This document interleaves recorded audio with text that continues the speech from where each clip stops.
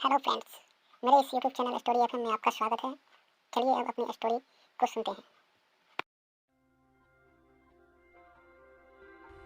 Decision making. इस book के author के अनुसार आपकी प्रोडक्टिव टाइम को मिसमैनेज करने या उसे नष्ट करने के लिए 7 फैक्टर्स रिस्पॉन्सिबल होते हैं, जिसमें से कुछ फैक्टर्स के बारे में हमने पहले के एपिसोड में जाना। चलिए अब और ऐसे फैक्टर्स के बारे में जानते हैं। फोर्थ, वर्किंग टाइम को प्रभावित करने का फोर्थ रीजन होता है इमरजेंसी और फायर फाइटिंग। यानी जब आप अपने काम को कर रहे होते हैं तो उसी टाइम कुछ ऐसी इमरजेंसी आ जाती है या कोई प्रॉब्लम क्रिएट हो जाती है जिसकी वजह से आपको अपना काम रोकना पड़ता है। कभी कभी इसकी वजह से आपको अपना ज़्यादा टाइम बर्बाद करना पड़ता है। इस प्रॉब्लम से बचने के लिए आपको काम करने से पहले सोच लेना होगा कि आपको क्या करना है और कब तक करना है। कहा जाता है कि बिना विचारे जो करे सो पाछे पछताए। कहने का मतलब है कि जो लोग बिना सोचे समझे कोई काम करते हैं तो उस काम का रिजल्ट पॉजिटिव नहीं होता। यानी इंसान अफसोस करता रहता है कि मैंने ऐसा क्यों कर दिया।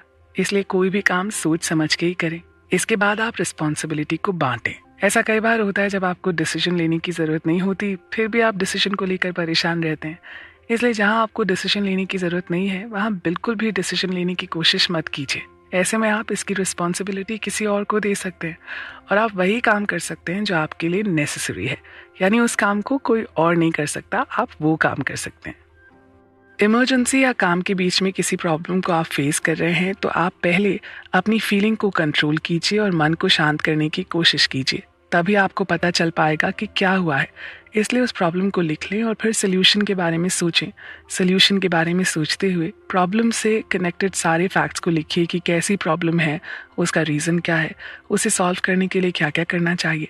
ऐसा करने से आपके लिए सोल्यूशन तक पहुंचना ईजी हो जाएगा। अगर प्रॉब्लम बार बार आ रही है तो आपको इसके लिए पॉलिसी डेवलप करनी होगी, तभी आप आने वाली प्रॉब्लम को सॉल्व कर सकते हैं। फिफ्थ, काम को टालने की टेंडेंसी की वजह से टाइम ज़्यादा बर्बाद होता है। इसके लिए आप काम के बारे में सोचें और जो काम आपको करना है उसके लिए अपना पहला स्टेप लें, यानी उस काम को स्टार्ट कर दें। उसके बाद काम को बांट लें, यानी फर्स्ट सिटिंग में इतना ही करना है, सेकंड में इतना करना है और थर्ड सिटिंग में पूरा करना है। कई बार कोई काम टफ लगता है इसलिए लोग उस काम को टालना चाहते हैं, लेकिन जब काम को बांट दिया जाता है तो उसे पूरा करना ईजी हो जाता है। इसके साथ आप जब भी काम करने बैठें तो उस काम से रिलेटेड सभी सामान लेकर बैठे, नहीं तो बीच में उठने से काम के प्रति आपका फोकस हट सकता है और आप काम को टाल सकते हैं। इसके साथ सेल्फ डिसिप्लिन को डेवलप करें और डेली के काम के लिए टारगेट डिसाइड करें और उसे पूरा करने के लिए रेजोल्यूशन लें। इससे आप काम को टालने की टेंडेंसी से बच सकते हैं। सिक्स्थ, सोशलिटी और यूजलेस टॉक से भी बहुत टाइम वेस्ट होता है। इस बुक के ऑथर के अनुसार सोशलिटी यानी लोगों से मेल जोल और यूजलेस टॉक में लोग 75% अपना टाइम वेस्ट कर देते हैं। इस प्रॉब्लम से बचने के लिए आप काम के बाद ही लोगों से मिलने जुलने के लिए टाइम डिसाइड करें, या आप ये काम लंच और टी टाइम में भी कर सकते हैं। ऑफिस में जनरली ऐसा होता है कि प्रोफेशनल काम पर बातें करते हुए लोग पर्सनल बातें करने लगते हैं और टाइम कितना निकल जाता है ये पता ही नहीं चलता। ऐसे में काम के दौरान पर्सनल बातों को इग्नोर करें और मेल जोल के दौरान अगर यूजलेस बातें हो रही हैं तो एक्सक्यूज देकर वहां से हट जाएं और अपने काम पर खुद का फोकस रखें। आप कम्युनिकेशन और मेल जोल को रिजल्ट ओरिएंटेड रखें, यानी ऐसे मेल जोल या कम्युनिकेशन को इग्नोर करें जिससे आपका टाइम वेस्ट होता है और उससे आपके काम का कोई मतलब नहीं होता।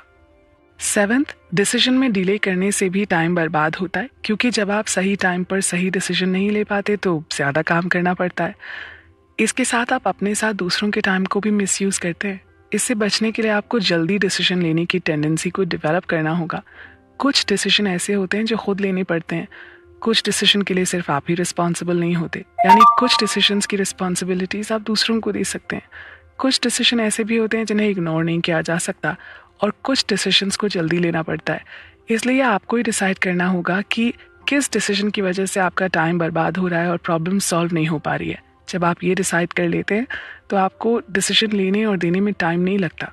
इस तरह से आप टाइम को मिसयूज़ करने वाले 7 फैक्टर्स और उसके सोल्यूशन के बारे में जानकर अपनी टाइम का बेस्ट मैनेजमेंट कर सकते हैं। इस बुक के ऑथर के अनुसार दोस्तों, अपने प्रोडक्टिव टाइम को बेस्ट तरीके से यूज़ करने के लिए एक टाइम पर आपका एक ही काम करना ज़रूरी होता है, क्योंकि ऐसा करने से आप खुद को कॉन्सेंट्रेटेड पाते हैं और आप अपने ऊपर किसी और के काम के प्रेशर को फेस नहीं करते हैं इस वजह से आप अपने काम से डाइवर्ट नहीं हो पाते हैं। लेकिन जब आप एक टाइम पर एक ही काम को डिसाइड करते हैं तो आपको ये भी डिसाइड करना होता है कि उस टाइम पर आप क्या क्या नहीं करेंगे जो कर सकते थे। इससे आप अननेसेसरी काम से बच जाएंगे और आपके टाइम और एनर्जी का मिसयूज़ नहीं होगा। इस तरह से आप अपनी टाइम का बेस्ट मैनेजमेंट कर सकते हैं और अपनी सक्सेस को भी अचीव कर सकते हैं। दोस्तों, अब हम अपने नेक्स्ट चैप्टर में क्रिएटिव टाइम के बारे में चर्चा करेंगे। आप बने रहें हमारे साथ। और हाँ, इसी तरह आगे की स्टोरी सुनने के लिए आप अपने इस चैनल स्टोरी एफएम को सब्सक्राइब करें और बेल आइकन की घंटी को अवश्य दबा लें।